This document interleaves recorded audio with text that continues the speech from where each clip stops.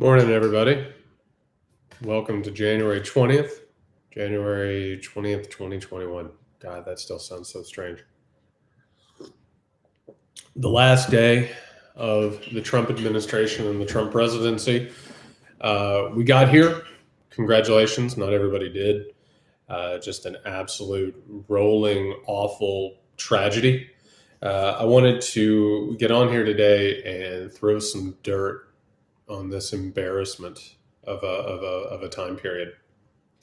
But I also want to put it into perspective, what we've just gone through, what we've seen, how this happened, and where we're going now.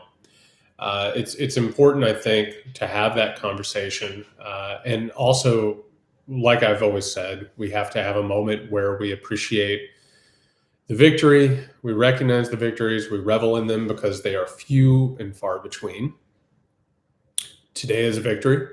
Donald Trump is leaving the presidency, but we also cannot be lulled into a false sense of comfort that unfortunately our media and politicians are already trying to sell to us, which is that Trump was an aberration, that he just sort of appeared out of nowhere, and that he's not symptomatic of a much, much larger disease and rot in both the American political system, but also American culture and so-called Western culture itself. I thought I would take a second to eulogize Trump as a public figure. This is a man who was born into incredible wealth, was given every privilege, was given everything that anybody could ever want in terms of material things and conditions. He was given millions upon millions of dollars. He was given every opportunity that others are not afforded, and he squandered them at every turn. This is an absolute abject failure of a human being. He failed at every business he ever tried. He squandered a fortune multiple times. The only reason why he isn't currently a debtor that nobody knows about is because this entire system is set up to protect the white and the wealthy and the powerful. Again and again, Donald Trump would go bankrupt, and his debtors and banks and businesses would probably correctly realize that he was worth more to them if they continued the illusion that he was a wealthy, competent person. That's how we've arrived at this point. This person has failed upwards one time after another. It's important, and this is something that doesn't get mentioned enough today. We're talking about the wreckage he leaves behind, and we have to discuss that in a second. But we also have to discuss the fact that Trump didn't even particularly want to be president of the United States of America. He saw his candidacy for the presidency as a means of bolstering his brand. He saw an opportunity with Fox News and his constant birther, racist, fear-mongering, conspiracy theory selling. He saw it as an opportunity to get on TV and, make a little scratch while he was at it. This was a person who saw the most powerful position in the world as something that was kind of beneath him. He was able to win the presidency because America's fake meritocracy and white supremacist, misogynistic impulses were so strong that he got propelled and pushed into the office of the president of the United States of America. And while president of the United States of America, Trump could not be bothered to try to be president. He, day after day and after day, and this is something I haven't heard mentioned today, but it bears repeating, he wasn't interested in reading intelligence briefings, security reports, things that make a difference for me and you. He did not care enough about us to even understand what the office of the presidency was about, what defense might be needed to take care of us. He wanted nothing to do with the job. He loved the pomp and the circumstance. He loved that Hail to the Chief played and people had to call him Mr. President, and that he got to ride on Air Force One and Marine One or whatever the hell else he liked to do. I don't think it's an exaggeration to say that Donald Trump is the embodiment of the worst parts of humanity. I think about that all the time. Just an absolute repugnant narcissist who continually put his own aggrandizement and worship by a death cult that was created by multiple reactionary, dangerous forces within the United States of America. He put that worship ahead of hundreds of thousands of lives. There is no telling what damage he has caused, not just in terms of loss of life, but just irreparable damage to people. I mean, we've barely scratched the surface of what COVID does to people, even the people who survive. No telling economically the people that he's hurt, the type of white supremacist fear-mongering that he has perpetuated. This presidency has been about nothing but blatant corruption, gleeful cruelty, and just self-congratulating incompetence.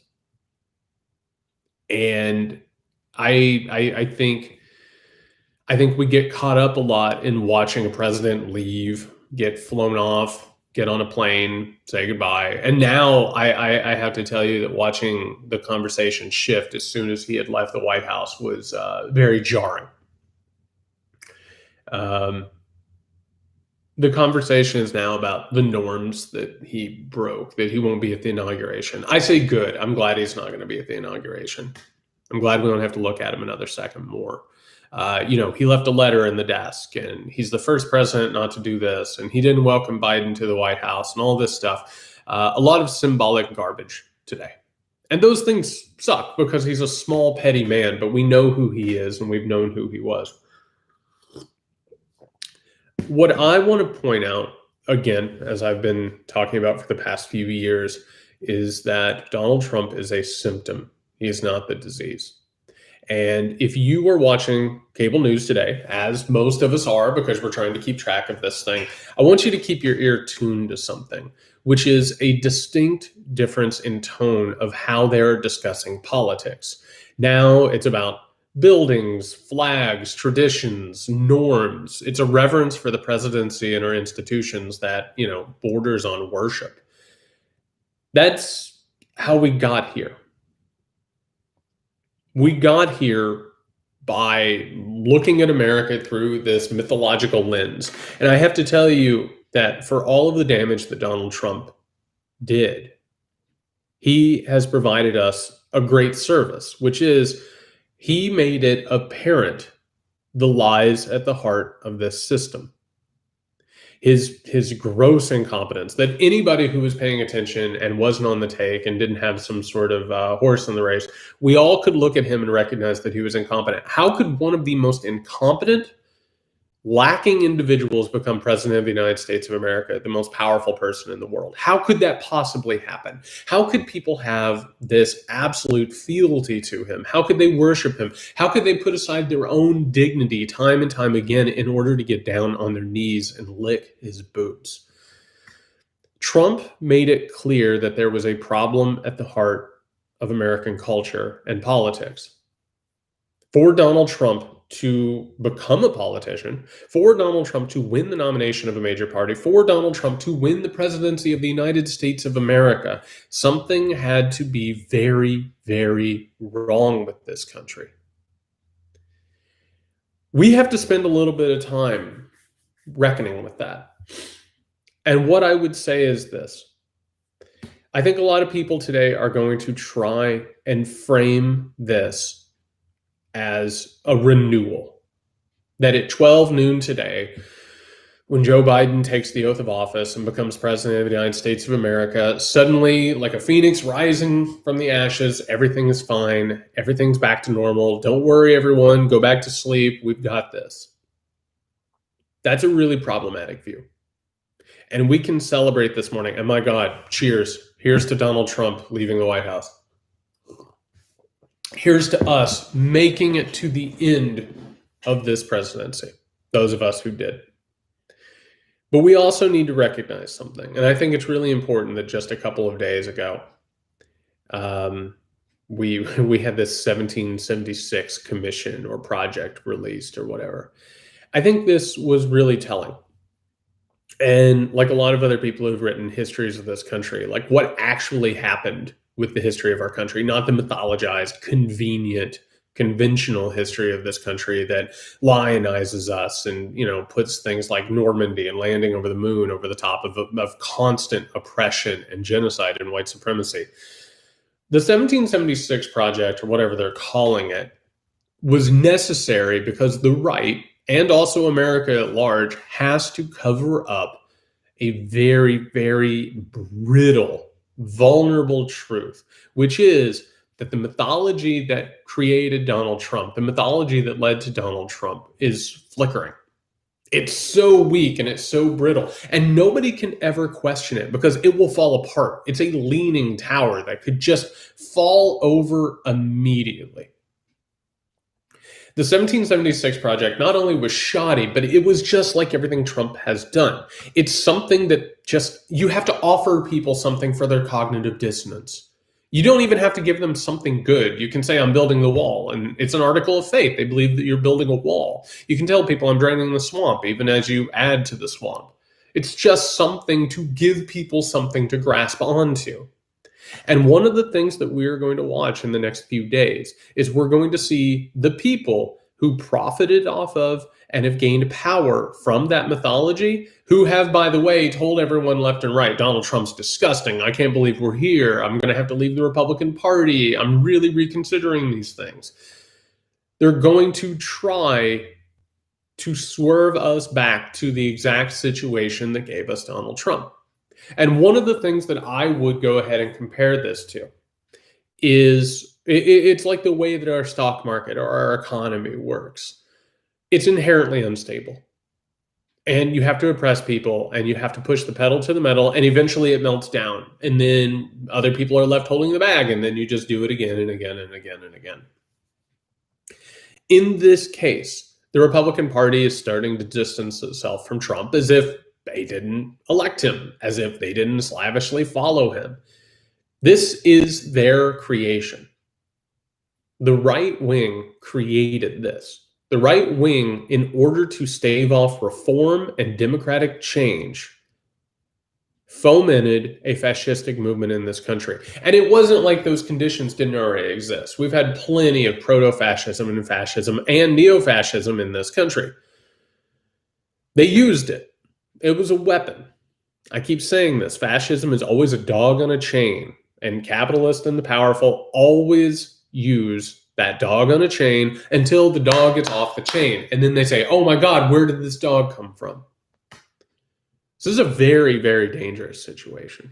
And pay attention today as you're listening to all this stuff. And I'm going to be watching Biden later, just like you. And I hope he nails it. I hope he is successful for my sake and your sake and the sake of everybody in the world, honestly. But I want you to listen to it.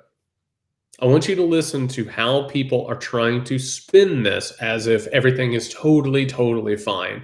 And suddenly you can work with Republicans, and suddenly Republicans are acting in good faith. Suddenly the institutions that were decried just a couple of days ago are totally fine now. This is a really, really important moment.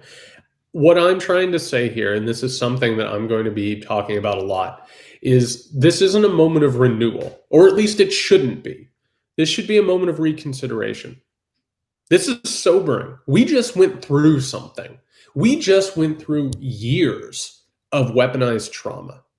We just went through years of being constantly lied to and abused and used and manipulated. We have a lot of healing to do, for sure. But that doesn't mean simply pretending that it didn't happen. We can't just repress what we've just gone through, because I have to tell you that when that happens, it turns malignant. It hurts us. We need to take a breath today. We've gone through a massively, massively traumatic moment. This is a day to take a sigh and to revel in the fact that we defeated Donald Trump at the ballot box and that his coup attempt didn't work. But that doesn't mean that everything's taken care of. The far right is still gaining power. They're still figuring out ways to attack America. They're still figuring out ways to kill people. There are certain people trying to figure out how to basically destroy America as we know it and turn it into a white ethnic fascist state. They're very interested in that. And Trump has given them a ton of ammunition. He has mainstreamed them. He has given them a ton of recruits, a ton of power, and a ton of momentum. The best thing that they can have now is a president that they can frame as an enemy, somebody that they can be an insurgency against. It's a really bad situation. It doesn't mean that we're done. It doesn't mean that we are fated, and it doesn't mean that this whole thing is going to fall apart. But I have to tell you, we have to change. Look at Donald Trump. Look at what he has wrought. Look at what the last few years have been. This should be a moment of clarity. This should be a moment of clarity. We recognize who we have been and who we are and what we can be under our worst circumstances. Now is the time to start doing some soul searching. Now is the time for some massive, radical reform. We're not going to get there simply by just pretending like everything is fine. And if we can just get back to early November 2016, if we can just reverse time and then move forward. It doesn't work. It doesn't work. You don't get to these last 4 years without the hundreds of years before it. It just doesn't happen. So I say again to you, let's celebrate the win. We defeated Donald Trump at the ballot box. His coup attempt, as haphazard, stupid, and lazy as it was thwarted. Even though, by the way, let's just point that out. What a absolute ridiculous coup attempt that this was. Look how far it got. Look how far it got. This country was pushed to its absolute breaking point. We're currently watching an inauguration in a capital that is a military zone. And by the way, you and I are sitting here like, my God, I hope, knock on wood, that this whole thing goes off today without a hitch and that nothing terrible happens and we don't see violence or a mass tragedy. We shouldn't have to do this. We deserve better. We need to make it better. So again, I think it's a moment of reconsideration, not renewal. We have to change this country. We have to change our trajectory. We have to recognize how we reached this point, and we need to throw dirt on the Trump presidency and the person that is Donald Trump. One of the worst examples of American culture in American history. We birthed him. He is us. He is us at our absolute worst. And we elected him president. That says something about our culture. That says something about who we are. We can't run around saying this is not who we are. We have to stop. We have to stop. We have to look in the mirror. We have to reconsider who we are. We can't just renew what was there before Trump. We have to reconsider. So here's to the end of Donald Trump's presidency. Good riddance to bad rubbish. One of the worst chapters in American history. I'm exhausted. I know you're exhausted. I want to thank everybody for doing hard work, not just in terms of making it through this thing, but I've seen a lot of people working to try and heal themselves. I've seen a lot of people be there for one another. We've just gone through an incredible trauma, but trauma reveals character. And a lot of people in this country who maybe weren't paying attention before Trump, maybe they thought that politics was something to be left to other people. Maybe it was just a passive role that they could have taken. We have fought authoritarianism and fascism and democratic rot for years now. For years. And it has revealed something. It has revealed something of our character. And that is this. Politics is not beyond our control. Politics is not beyond our understanding. I wrote about in American Rule how Woodrow Wilson, one of the worst presidents in American history, thought that politics should be this maze that normal people look at in awe and mystery, and they don't know how it works. And that's the way it's supposed to be, because the powerful and the elite should be left alone to deal with it. That's not true. And we can never, ever return to a complacency again. Because I have to tell you, we have too many challenges ahead of us. This democratic rot, this fascistic movement in this country, but also massive looming problems, economic crisis. We are at an epoch. We are watching the world change right now, and we have to make a decision about what it changes into.